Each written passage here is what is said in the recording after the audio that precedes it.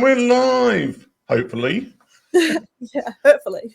Hopefully, we've been having network problems, so if everybody freezes up, well, you just have to use your imagination in the audience. The more observant viewers may have noticed that Christelle is not here this week. This is because she's had some sort of water leak and the plumber's coming. I think that's what she said. So, yeah. So we have the amazing Jen Gilmour. I called you Jen Gilmour just to make you were Jennifer Gilmour on the previous two things. So I thought I would make you Jen Gilmour for the third time on the show.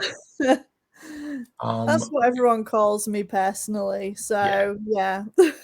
Yeah, well, it's like I'm Tim Lewis, but my actual name is Timothy. So it's kind of like, yeah, as it goes. So before we end up with block network issue hell, talk to us about your new book, which is a children's book, and it's got a interesting title. Well, I thought it was interesting. I mean, I don't read children's books, so talk about your new book before we get started.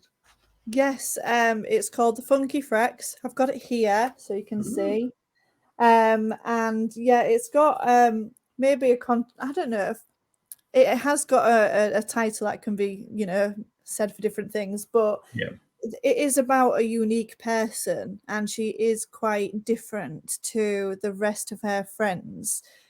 This book is a children's book, and it's a simple story. I've spoken to you before about Isolation Junction, how it's a story, but by the end of it, you're educated. So on domestic abuse, but this one works a little different because you read the story as a standalone story, but parents, teachers, community workers, they can use it with the resources and actually hold a discussion around healthy relationships. So I'm trying to do the whole educate through a form of entertainment, because I think we learn better through that way, that method. So yes, it came out last month, and it's actually partnered with 4 different charities to do with domestic abuse. And I'm hoping it will be rolled into schools, primary schools in the near future. That's all background work. But I've released it because it's been a labour of love.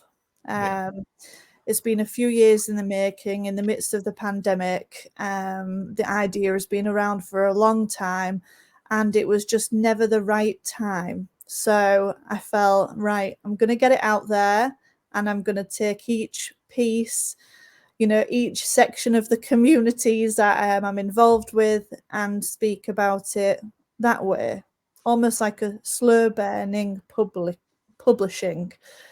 So yes. Hello, Christelle. I've seen that she's commented. Yes. Hey. How's the plumber doing, Christelle? That's what we want to know, really. But yeah, love this resource, Jen Gilmour.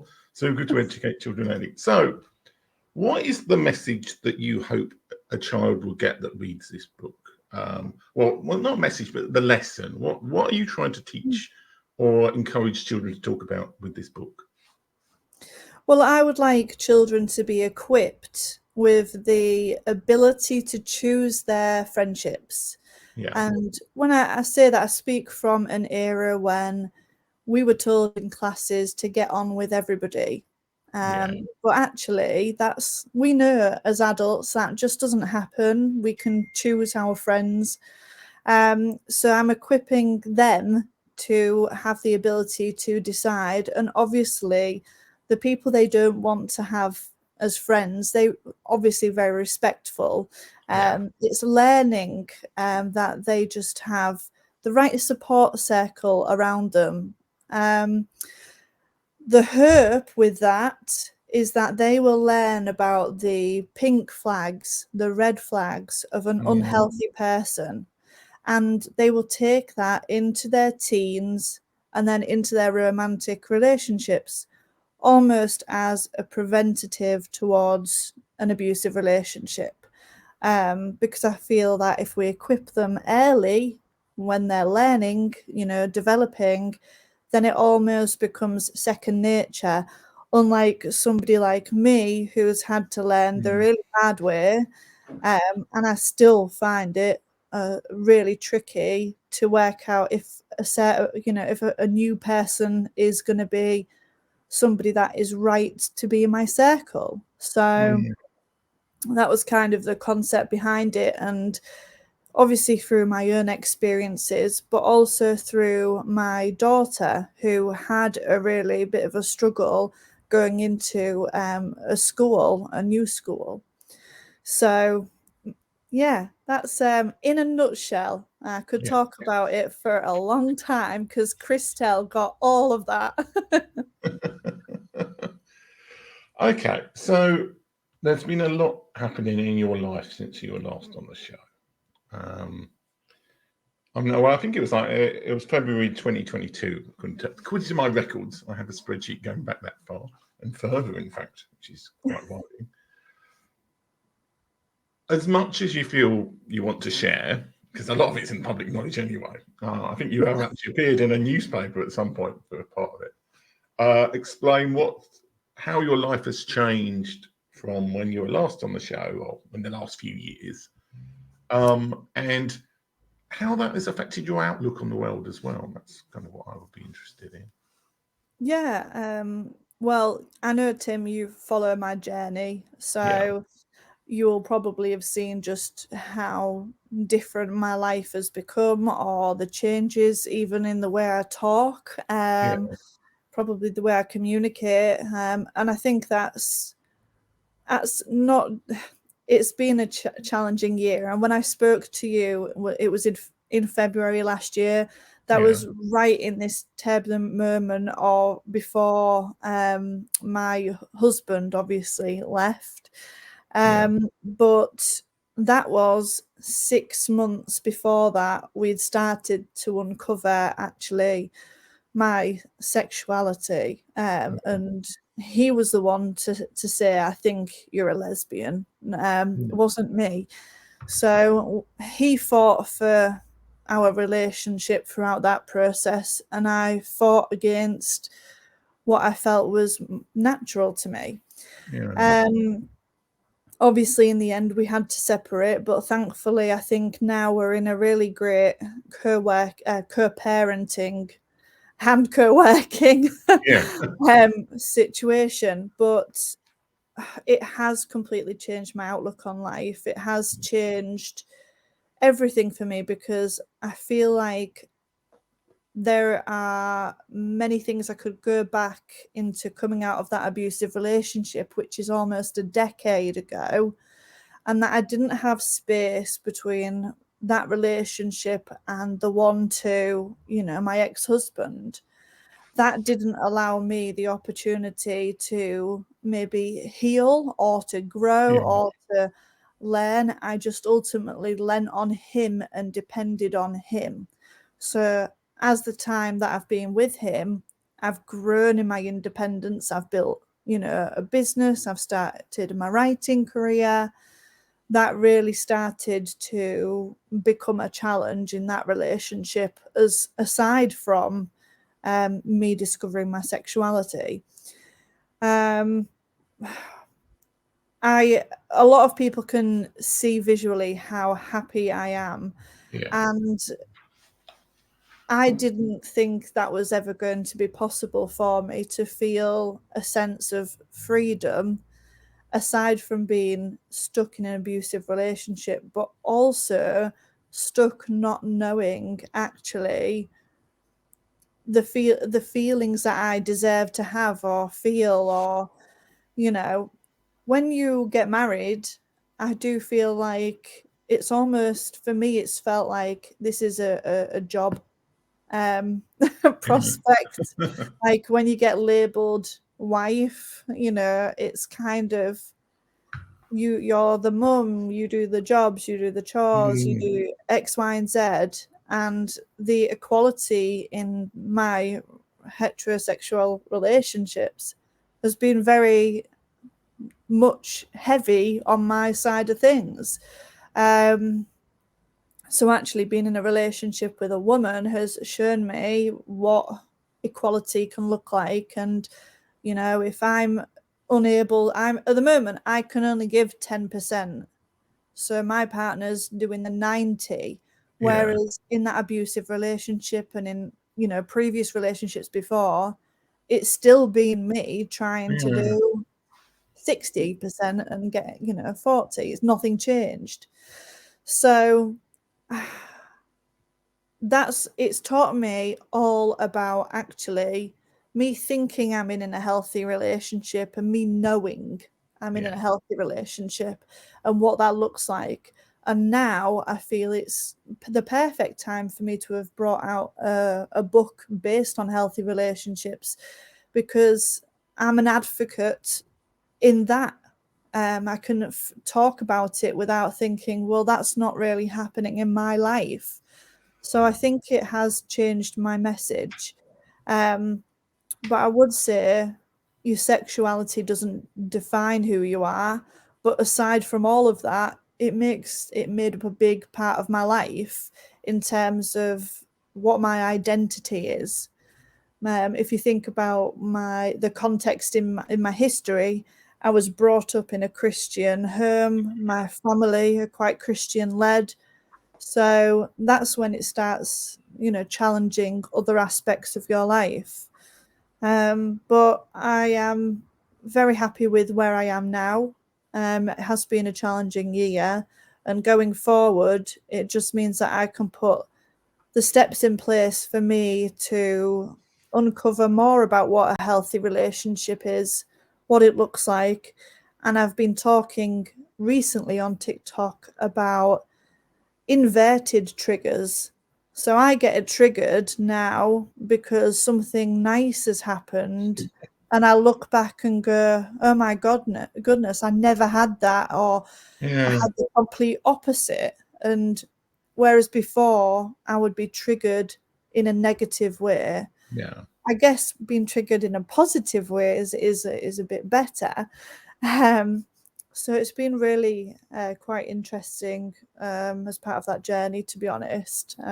But Tim, I'd love to know what you think from the other side, because I do share a lot, but there is also so much that is not shared. So yeah, I know you wouldn't believe that, but there is. Oh no, I'm sure there is. I mean, it's like with anything that's complicated as that. Um, yeah, I mean, I'm always happy when people are happy, if that makes sense. It's very easy to, I mean, you were clearly happier in your relationship, heterosexual relationship with your ex-husband, or second ex-husband, as opposed to but now you're much more happy again. So Mm. that's kind of the stepping stones. What advice would you have? I mean, this is probably quite generic nowadays. Like because I'm 50 now, so I'm old. But what advice would you have to say some young woman or young boy who thinks they may be attracted to people of the same sex I would in their say teenage don't. years? Like what from your own experience? Because obviously what am I trying to ask here? Well, I suppose what would your advice be? Being as somebody who's been through that period of life, being heterosexual, thinking they're heterosexual when actually they weren't. So, Yeah, so just let me be clear on the question. Is this a teenager we're talking about or a young adult?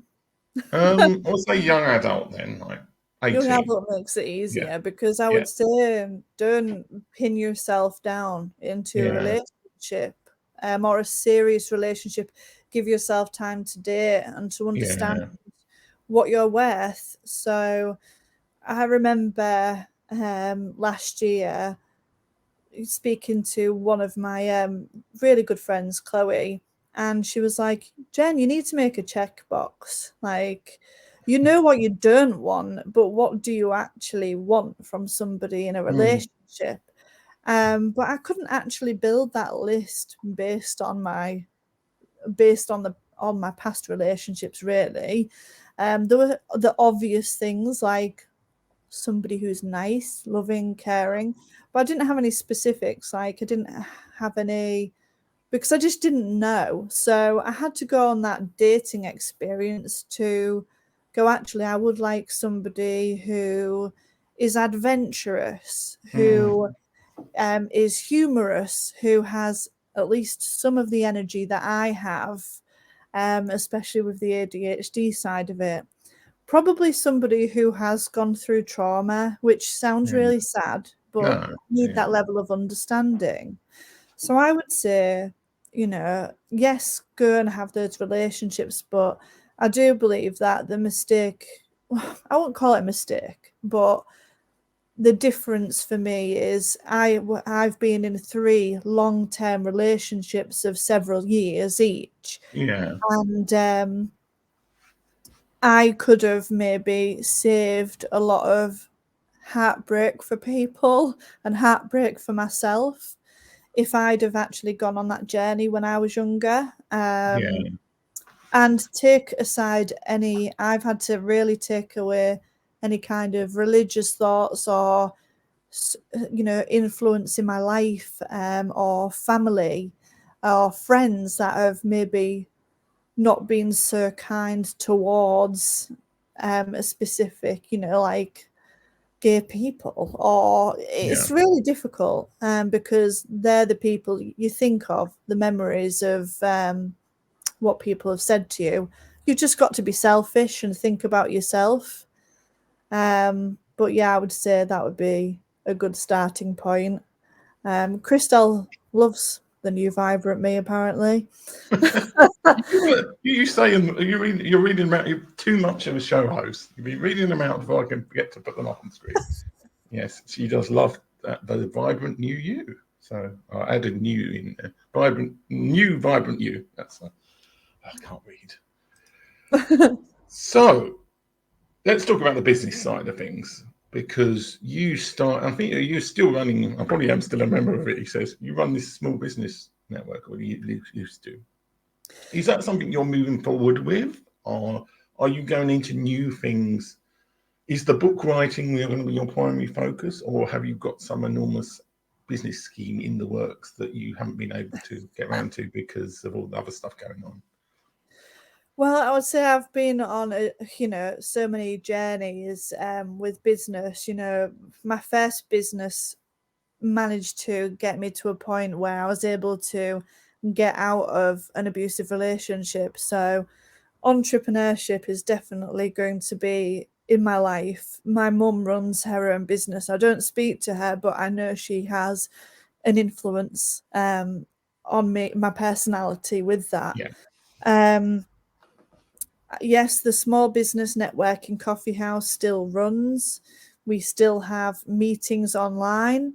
Over the last year, I kind of paused bringing members on to it, as in the premium membership, just because I knew I wasn't able to give 100%, but there was still so much value for the members that were able to hold the space for me.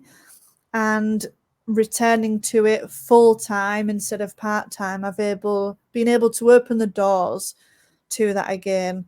I think it's really easy for me to say now that the correct business label for me would be a community builder, because that's what I've done online and in face-to-face world as well, is actually be a part of communities, whether that's, like I said, face-to-face or digital. So I mean, even in the domestic abuse world, I created #abuse-talk, Yeah. which is a Twitter chat. That's still on pause at the moment whilst I decide what's going on. Yeah. But the business side is, yes, the membership's still running for Latte Live. I've got another group I actually started when I was in that abusive relationship called Cheshire Mums. Yeah. I'm actually opening a website for it. So once you get to know the process, it's so much easier to replicate it in different areas. So yeah, me, the community builder, is starting to thrive again and put the processes in place for when I actually need to take a step away or have a holiday or a mental health break. I definitely worked my socks off during COVID, but I didn't have a life. And now I feel like I'm living my life. I have to really just be mindful to keep myself working when I'm meant to and not let it go into my weekends or evenings, as it was doing. So yes, digital communities, and I take requests for training. I've always done that word of mouth or just personal. I always get people saying, how have you managed to do X, Y, and Z? And I do like to share that knowledge. So I try to put little mini trainings together. But yes, it's all through these communities that I've built for my own passions and reasons. And they're still standing and remain and quite strong. Yeah. Well, you are good at community building, though I am very disappointed you haven't started at MCU watching Community yet. So it's a bit of an in joke there. Right. Some more comments from Christelle, who's feeling very yes, being selfish is very new for that. Yeah, that's very true. People have been abused. It's hard to get out of people pleasing, really. That's the problem. Yeah. And yes, you have. I think this is about community, not abuse. Several successful communities. You're very good at this, Dash. So, this is probably the most disjointed interview I've done for a while, so apologies. That's all right. Yeah. Keep me on my toes. What do you, in the whole world of domestic abuse, and because you've got a lot of experience, you used to run abuse talk or abuse chat, as it was. Abuse talk, yeah. Abuse talk. It was abuse talk. What would you say are the biggest issues that are, well, not new, but what are the biggest issues in the world of abuse that you see from your experience in the world at the moment? I would say that one of the biggest issues is not necessarily the support service after you've been through an abusive relationship, but actually the impact on somebody who is in a relationship that doesn't know they're in an abusive relationship. Yeah. That realization. I find that charities, organizations use the jargon words, even when you see domestic abuse. Personally, when I was in an abusive relationship, I would have said, well, no, I'm not Little Mo out of EastEnders. It seems like such a big issue. You don't really put it on to somebody who minimizes it. He's just calling me names, or he's looking after me. He's got his family looking around the corner at me, just to check that I'm safe. So it's working out how charities, organizations can communicate with those that are now in abusive relationships. But I also do believe that one of the other, that's my personal issue, but one of the issues in the whole side of law and the criminal side is, one, the fact that they've got the coercive control law in place, but the convictions are very minimal when you look at the statistics. So it's almost there to appease the people that want it, but it's not serving its purpose. And two, actually, I've lost my train of thought for number two. If I kind of like randomly talk for a bit, that will give you some time to think. Yes, go for it. And also, Christelle's put some more comments up, and gaslighting has you second guessing yourself. So I think that was with regard to the coercive control and the like. What are your views on like abuse of men, as well as, I mean, I think there's a lot of in the media like this is domestic abuse is a female, is a problem for women, but there obviously are clearly men who are being abused. Have you got any thoughts on that in terms of what could be done to make it easier for men who are being abused to complain about it? Because I think a lot of the time, certainly with violence, it's the idea, oh, well, men can defend themselves or whatever. But have you got any thoughts on? I mean, now you've moved from the, you're fully in the lesbian world, but you clearly must have a perspective on abuse in a wider scale now. No, I mean, obviously, when I speak myself, I say I'm an advocate for women in abusive relationships purely because I'm a woman. I wouldn't want to speak from that angle. But I have men that turn up in my inbox, especially through #AbuseTalk. And they feel able to talk to me about it, and I've been able to support them. Domestic abuse knows no gender. It knows no boundaries. It is its own epidemic. So it's the same behavior, the same, pattern of abuse. It's just that is now a woman receiving that abuse, a man receiving that abuse, whether that's in a gay relationship, a hetero relationship, whatever it is, it's still domestic abuse. It's the same. But doesn't necessarily mean that the support services are there for those categories of people.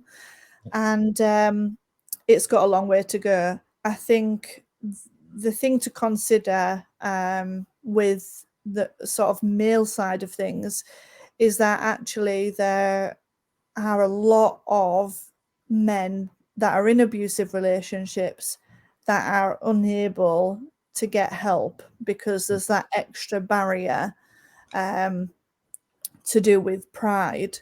And that's the one biggest thing that is a struggle. So, I mean, I felt personally ashamed of what I had gone through. So, I can't imagine what it is like for a man with all the social aspects around us and telling us who we should be. So it's difficult. We've got Hull DAP locally, Hull Domestic Abuse Partnership, and I know full well that they have got a really great team of female support workers. There's 25 of them, I believe, and there is one support worker who is specifically male and for men.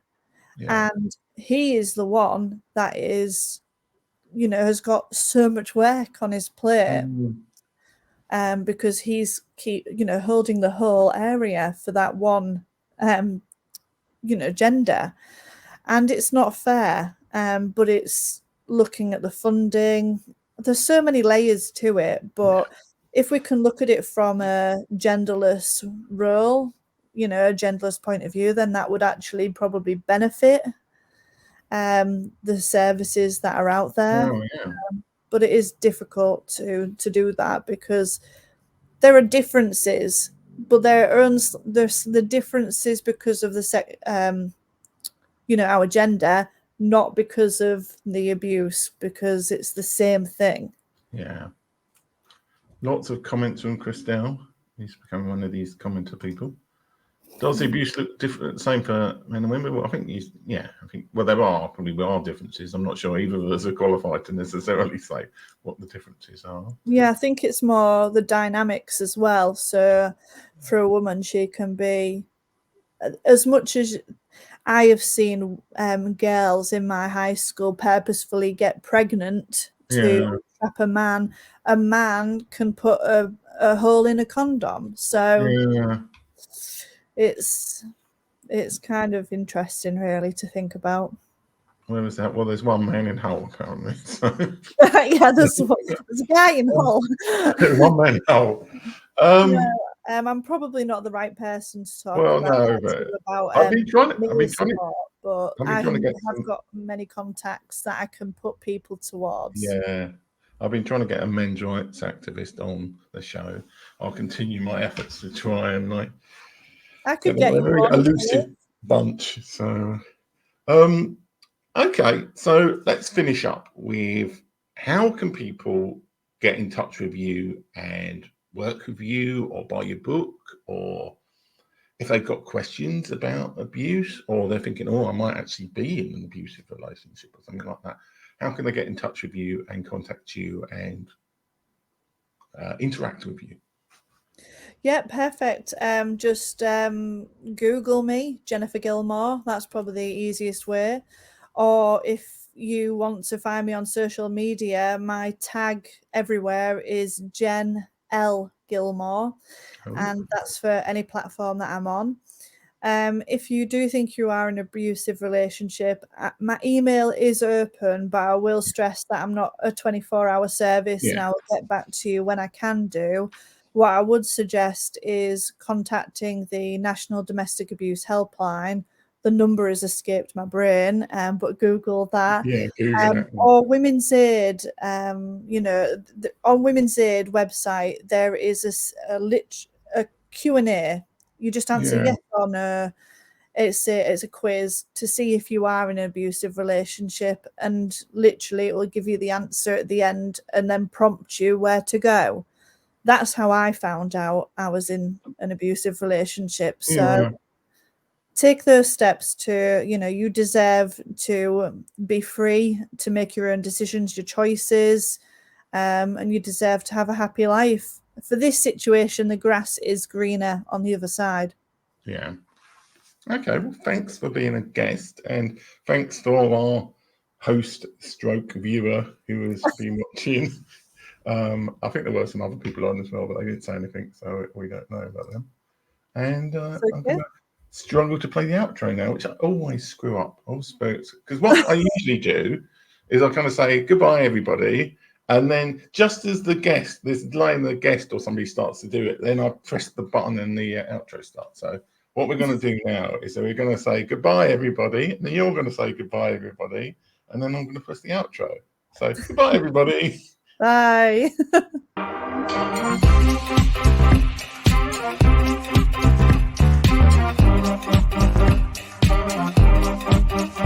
This is what God requires.